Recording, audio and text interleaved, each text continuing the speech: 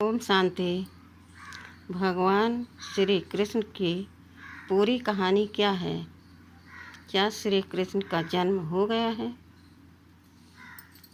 बहुत से लोगों का यह क्वेश्चन है और बहुत से लोग कहते भी हैं कि श्री कृष्ण का जन्म तो हो चुका है,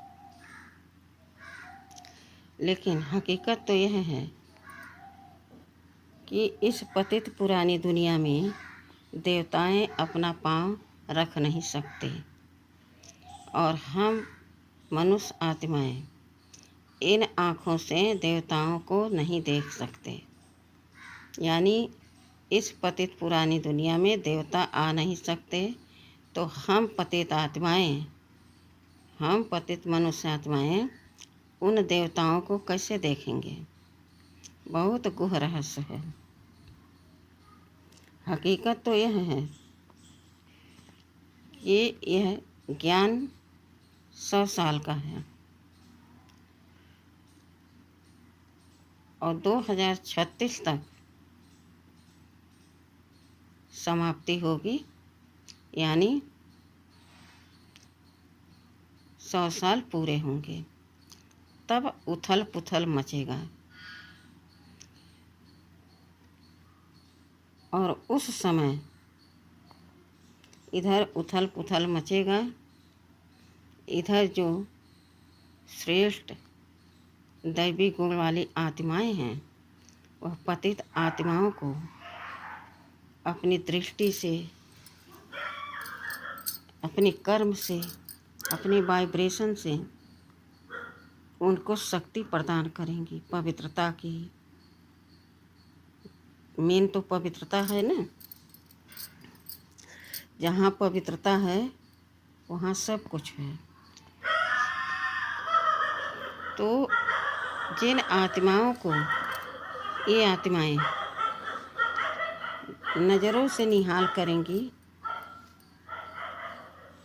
तो वहीं पर उनको यह वरदान भी मिलता जाएगा। सबकी दुआ तो मिलती ही है।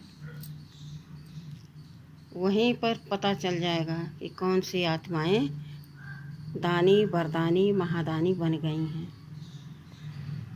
किनकी नज़रों से हम निहाल हो गए हैं। एक जगह साक्षात्कार होगा तो दूसरी जगह भी होगा, तीसरी जगह भी होगा।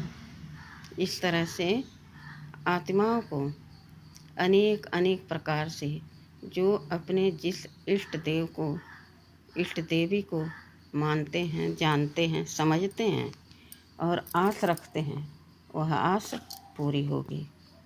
अर्थात मुक्ति तो सबको मिलनी है, लेकिन यह कार्य वही करेंगे जो अपने अंदर सर्व शक्तियों को, सर्व गुणों को, खजानों को बाबा से प्राप्त कर समा लिया है। अब मुक्ति तो सभी को मिलती है, मिलेगी ही, लेकिन सजाएं खाकर वह आत्माएं नहीं जाएंगे,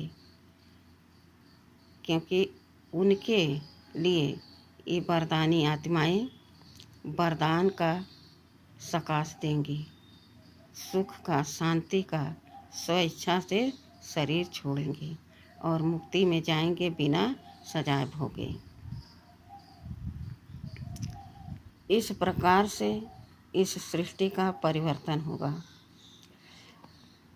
कहा जाता है कि श्री कृष्ण पेपर के पत्ते पर अंगूठा चूसते हुए दिखाए जाते हैं, लेकिन हकीकत तो यह है कि जब यह कार्य शुरू होगा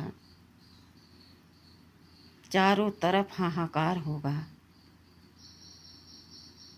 जल होगा, बाढ़ होगी, भूकंप होगा, अर्थक्वेक होगा और प्राकृतिक आपदाएं तो आएंगे ही, लेकिन मनुष्य आत्माएं भी अपना कार्य शुरू कर देंगी विनाश का।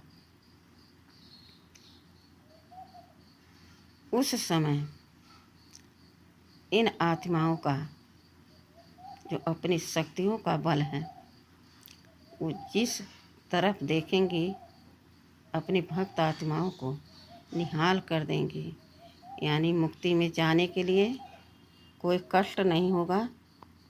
उनकी रक्षा वह शक्तियाँ करती रहेंगी और स्व इच्छा से शरीर छोड़ देंगे। पीपल के पत्ते माना पूरे विश्व में जब जलामैल होगा, उथला पुथल होगा, जो नीचे सोना हीरा गया है वह ऊपर आएगा, अपने आप सब ऊपर आता जाएगा, महल तैयार हो जाएगा, बढ़िया सुंदर। यही सृष्टि सुखदाई हो जाएगी। उस बीच में क्या बचेगा? भारत, क्योंकि भारत अविनाशी खंड है। इसका अगर विनाश हो गया तो फिर से सृष्टि कौन रचेगा? कैसे सब कुछ फिर से तैयार करेगा? इसलिए भारत अविनाशी खंड है।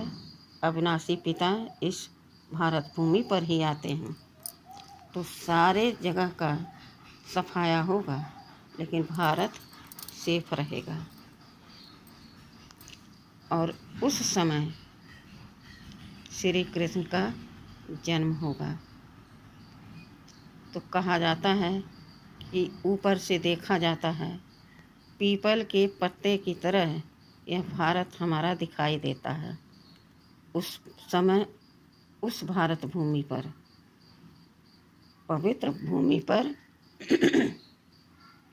श्री कृष्ण का जन्म होगा। अकेले तो नहीं होगा, उनके साथ और आत्माएं आती जाएंगी। और कहा जाता है कि जब तक श्री कृष्ण गद्दी पर बैठने लायक नहीं होंगे तब तक यह हलचल चलती रहेगी। अर्थात भारत में भी जो विकारी आत्माएं हैं वह सब धीरे धीरे मुक्ति को पाती रहेंगी। तो यह सच्चाई है श्री कृष्ण के जन्म का, न कि श्री कृष्ण का जन्म हो चुका है। इस संशय में न रहें, पुरुषार्थ में अपना मन बुद्धि एकाग्र कर पुरुषार्थ करें, अपना भविष्य बनाएं उज्जवल, नए सतयुगी दुनिया में आने के लिए। ठीक है। ओम शांति।